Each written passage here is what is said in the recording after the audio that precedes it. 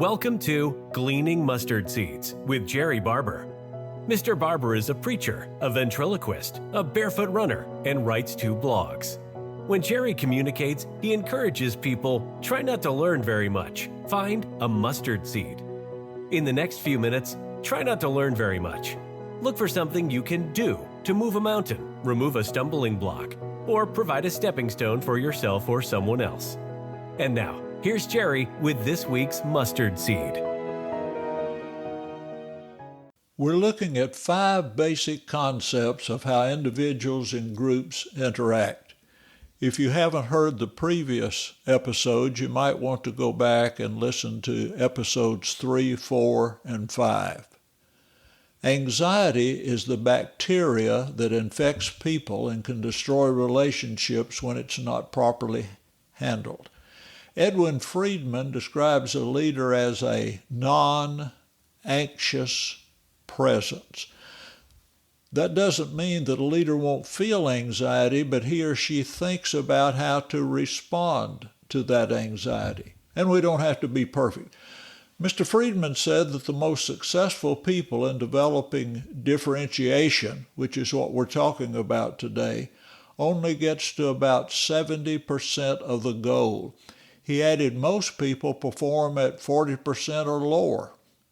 Failing to control anxiety produces abusive spouses, parents, preachers, tyrannical bosses, and toxic head elders. If we'd like some scripture, Ephesians 5:28 and 29. In the same way, husbands should love their wives as their own bodies. He who loves his wife loves himself. For no one ever yet hated his own flesh, but nourishes and cherishes it, just as Christ does the church. Ephesians 6:4. Fathers, do not provoke your children to anger, but bring them up in the discipline and instruction of the Lord. 3 John 9 and 10. John wrote, I have written something to the church, but Diotrephes, who likes to put himself first, does not acknowledge our authority. He refuses to welcome the brothers and also stops those who want to and puts them out of the church. In this episode, try not to learn very much. Look closely to find a mustard seed to lead us in being a little more like Jesus. Basic concept number 3 of family systems, differentiation. The antidote of anxiety is differentiation, or how can we be connected but not stuck? Stuck has a controller and the person being controlled. The controllee always has to agree with the controller and be dominated by him or her. When they can't stand it anymore, they cut themselves off from the individual or group and have no contact again. If that's my primary way of dealing with frustration, I'll spend my life running from spouse to spouse, job to job, and church to church, or to no spouse, no job, or no church. When I'm criticized, am I devastated? Do I have difficulty taking a position, stating where I stand, and if necessary, being in the minority rather than sacrificing my convictions? If the answer is yes to one or both questions, growing in differentiation can improve my leadership. Jesus was the master of knowing who he was, what he believed, and doing what he needed to do, regardless of the consequences. Edwin Friedman described differentiation as the capacity of a family member to define his or own life's goals and values apart from surrounding togetherness pressures, to say I when others are demanding you and we. It includes the capacity to maintain a relatively non-anxious presence in the midst of anxious systems, to take maximum responsibility for one's own destiny and emotional well-being. It can be measured somewhat by the breadth of one's repertoire of responses, when confronted with crisis.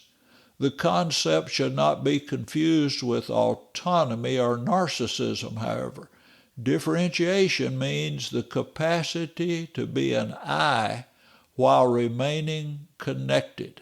Again, he said, a differentiated self is one who can maintain emotional objectivity while in the midst of an emotional system in turmoil, yet at the same time actively relate to key people in the system. This attribute which he describes will help me deal with criticism. If I'm in despair when someone points out what he believes is a weakness in me, I'm stuck with his evaluation. There are possibilities when I receive criticism. Number one, the criticism is true. Number two, it may be partially true. Or number three, untrue. If the assessment is valid and I can correct the deficiency, I've learned of an opportunity for growth. If I can't correct the deficiency, I have the challenge to learn contentment with something I can't change.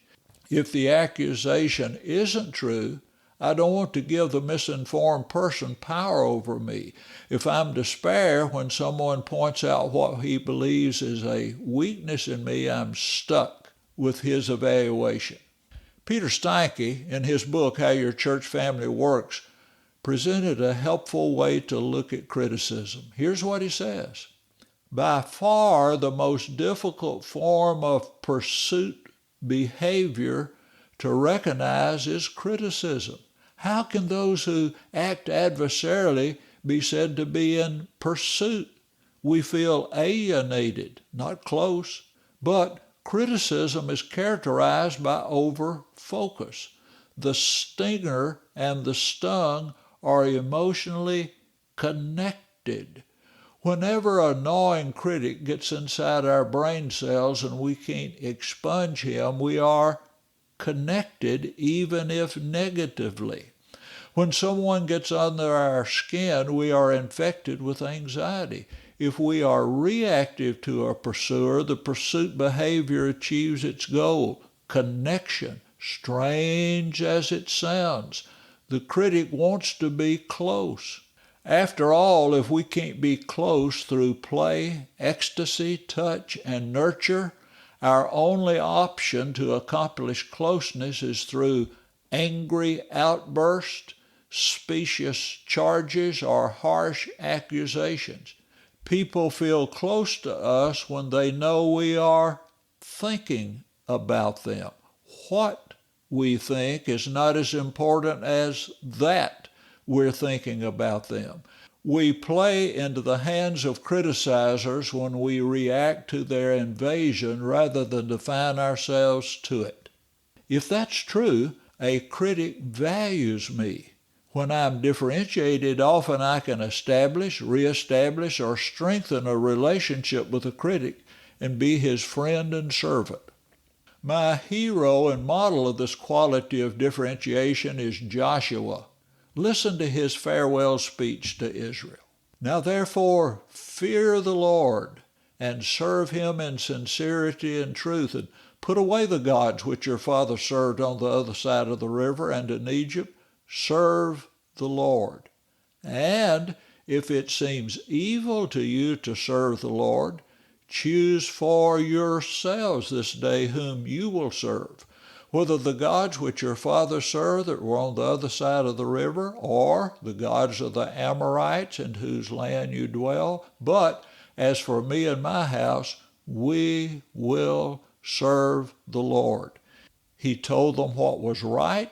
He recognized he couldn't and shouldn't control them. They were responsible for their own choices. He acknowledged that and enumerated alternatives that they may not have considered. He defined himself. Although they had many choices, he wasn't taking a vote on how he should act. He told them where he stood. When a leader is growing in this quality, he feels no need to take sides in a conflict. He can understand what people are saying on different sides of the issue. He's aware of strengths and weaknesses of people involved. He talks when it's helpful, and refrains from comments when what he says wouldn't be helpful. Our question for pondering today: how can I strengthen my backbone when folding would be easier? We'll look at another concept next week to continue this process. Thank you for listening to Gleaning Mustard Seeds with Jerrie Barber. If you found a mustard seed, send a text or email with the link to a friend. This podcast was brought to you by Gail Barber's book, Fleecy Clouds, One Woman's Story of Surviving and Thriving After Childhood Abuse, by Gail Champion Barber and Alice Sullivan. Gail writes in the introduction to her book, "I hope you find a blessing in this book that will add to your life and you can share with others. A difficult beginning didn't ruin the remainder of my life, and it doesn't need to ruin yours either." You can order your book from Amazon. There is a link in the show notes. Thank you for listening. Jerrie looks forward to next week as we continue to collect and plant mustard seeds.